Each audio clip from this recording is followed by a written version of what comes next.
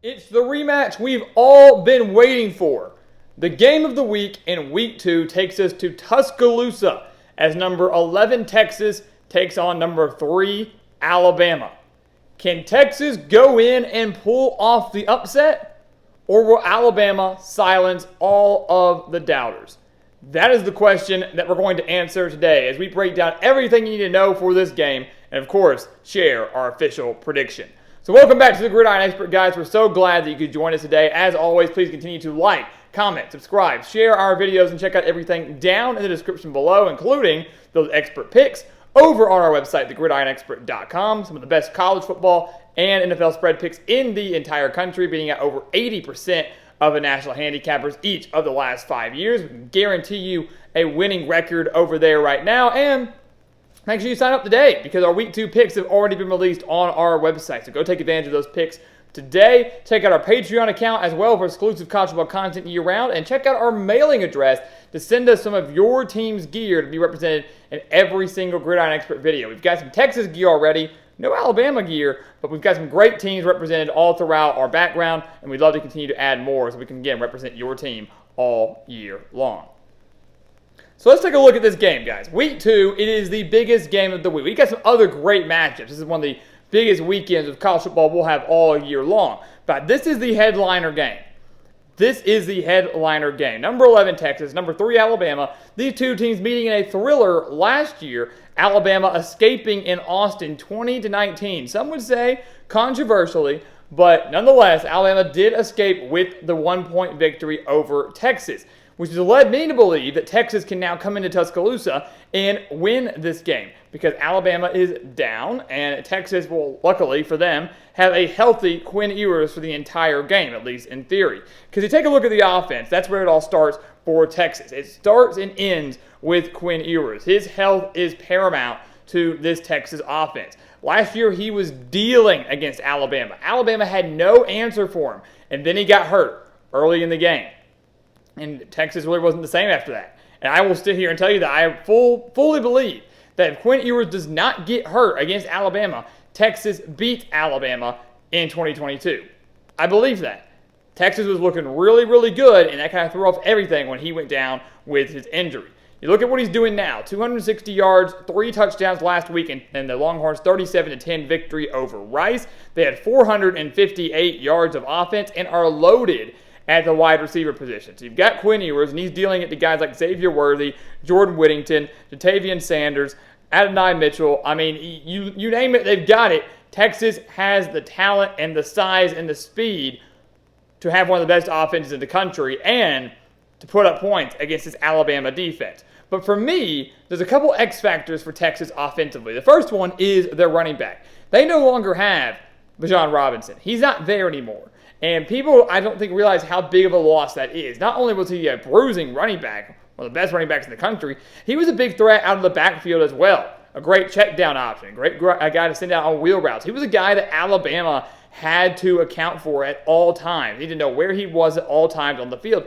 Now he's not there. And the current Texas running back room doesn't really strike fear into Alabama or anybody else for that matter. You know, Jaden Blue and Jonathan Brooks both rushed over 50 yards last week against Rice. The Longhorns had 158 total rushing yards as a team, but there is no one true big playmaker like Bijan Robinson used to be. Additionally, the offensive line mildly concerning. Against Rice, allowing 3 sacks, 8 tackles for a loss, and struggling to get the push that Texas needed to convert deep in scoring territory, deep in Rice territory. You look at some opportunities. Texas ended up settling for 3 field goals that they made last week against Rice. All 3 of those field goals coming inside the 30, one of them coming inside the 10. They turned the ball over on downs twice, including once when it was 4th and 1 at the Rice 24. And I'm telling you right now, if they cannot convert on those short yardage situations, Texas will not win. If Texas settles for field goals and not touchdowns, they will not win. Field goals will not beat Alabama, especially in Tuscaloosa. So Longhorns have to find a way to get the ball into the end zone and stop settling for 3 and instead settling for 6. Take a look at Alabama. The biggest question coming into this year, and I think a lot of people were down on Alabama, was because of their quarterback questions. Who was it going to be? And whoever it was, would they be good? It was Jalen Milroe, Tyler Buckner, Ty Simpson. We didn't know exactly who it would be. Jalen Milroe got the start last week against Middle Tennessee, and he shined. Alabama winning 56-7, which really is nothing to brag about, but Milroe's performance was. First quarterback in Alabama history to throw for 3 touchdowns and rush for 2 in the same game. 194 passing yards, 3 touchdowns, 48 rushing yards, 2 rushing touchdowns. The Bama offense extremely balanced, 226 passing yards, 205 rushing yards. And you look at them, they match up well with Texas. You can make the argument that Texas owns the offensive advantage in this game. But Alabama's got receivers like Isaiah Bond, Jermaine Burton, that are excellent wide receiver options or excellent threats for Jalen Milroe. And Alabama does own the edge, at least when it comes to mobility. Milroe can take off and run. That's something Texas, the defense, has to account for. Quinn Ewers, yeah, can scramble a little bit, but not nearly the same dual threat capability that Milroe will have. Alabama still in the same boat as Texas in a way. Running back is still a bit of a question. Jace McClellan, the leader here, rushed for 97 yards and a touchdown last year against the Longhorns, including that big 81-yard rushing touchdown. This offense as a whole, to me, is better than I think people think, maybe better than people want to admit. I think Milroe truly is the real deal. I think he's going to thrive in this offense and be better than anybody thought possible prior to the season. But can he do it against a very, very stout Texas defense? It's one thing to go up and destroy Middle Tennessee. It's another to do the same against a good Longhorns team. Texas defensively has 6 starters coming back from last year. They allowed just 21.6 points per game in 2022 and held Bryce Young and this Alabama offense to just 20 points in 2022. They allowed 176 yards of offense to Rice last week, which is not bad at all. They forced 3 turnovers. They created pressure left and right on JT Daniels. It was one of those things where the turnovers were there, but the offense couldn't convert off them. I think that was the frustrating thing for Texas. But they've got the anchor of their defense returning, at linebacker Jalen Ford. He is the leader of this defense. He might be the X factor defensively and getting some pressure on Jalen Milroe, or at least preventing him from taking off and getting big gains on the ground.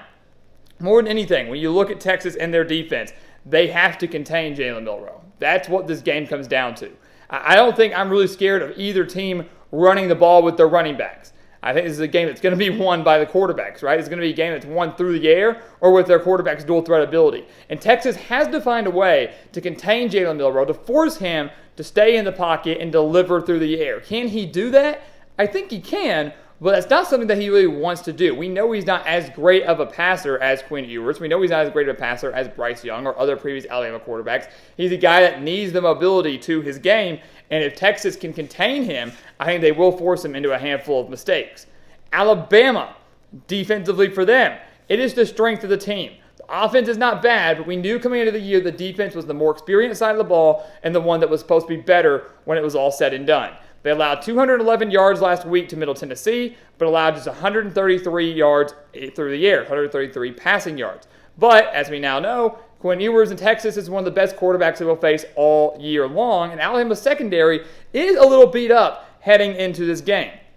The biggest thing for Alabama, more than anything, is not getting beat deep, not allowing the big chunk plays. I think, again, I'm not worried about Texas running the ball against Alabama. Last year, they held Bijan Robinson in this offense to 79 rushing yards.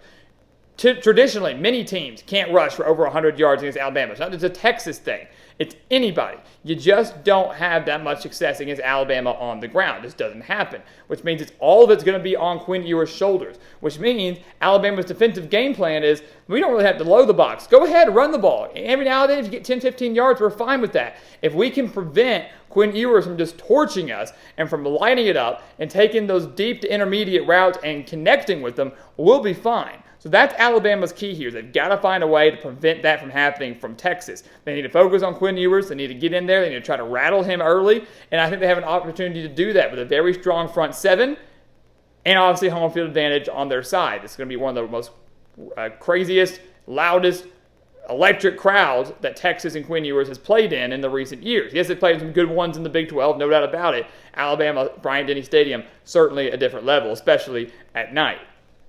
So what's going to happen, guys? Saturday night, top 11 matchup. Not quite top 10, but top 11 matchup. The rematch we've all been waiting for. We've talked about this game really ever since last year's meeting ended. We've been talking about this game between the Longhorns and the Crimson Tide. What's going to happen? And I'm here to tell you that I think Alabama not only wins this game, but I think Alabama wins this game by double digits. I think Alabama wins this game by at least 10 points. I believe it is close for a while, maybe a half, maybe 3/4, but the Crimson Tide will make a couple big plays defensively. Jalen Milroe will look really, really good, better than people think. And Alabama's going to go out there and silence the doubters. This is an opportunity for Nick Saban to make a statement in a year where everybody's kind of written Alabama off for some reason, saying they're done, they're not making the playoff, they're not making the SEC championship, and if they do, they're not beating Georgia. And Alabama's just simply not that good this year. This could be a down year for them, especially after missing out on the college football playoff last year. This is an opportunity for Alabama to silence all of those doubters and those naysayers. And I believe they will do just that. Texas has the talent to hang with Alabama, no doubt about it, and they will for the longest time. But the Crimson Tide pulled away late. They earn a double-digit victory, and it'll show that Texas, unfortunately, is not quite back yet. So, guys, thank you so much for watching us here at the Gridiron Expert on YouTube. Make sure to continue to like, comment, subscribe, share our videos, and, of course, check out everything down in the description below, including those expert picks over on our website, thegridironexpert.com. Again, some of the best picks in the country, beating out over 80% of the national handicappers each of the last 5 years. Go sign up for those today. Also, take a look at our Patreon account and our mailing address to send us some of your team's gear to be represented in every single Gridiron Expert video. And once again, guys, as always, thank you so much for watching, and we'll see you next time right here on the Gridiron Expert.